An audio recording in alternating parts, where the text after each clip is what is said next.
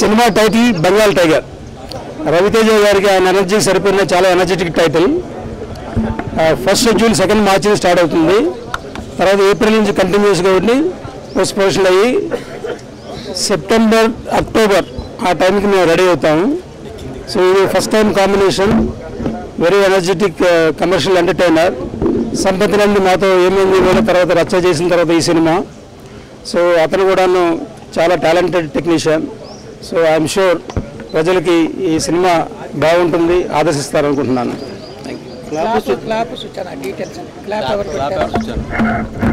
ఇవాళ ప్రారంభోత్సవానికి క్లాప్ మన దర్శకేంద్రులు కె రాఘవేంద్రరావు గారు చేశారు. బివి వినాయక్ గారు కెమెరా స్విచ్ ఆన్ చేశారు. డైరెక్టర్ సురేందర్ రెడ్డి గారు గౌరవ దర్శకత్వం చేశారు. సో వీళ్ళందరూ వచ్చి మా ప్రారంభోత్సవాన్ని సక్రమంగా జరిపినందుకు చాలా కృతజ్ఞతలు.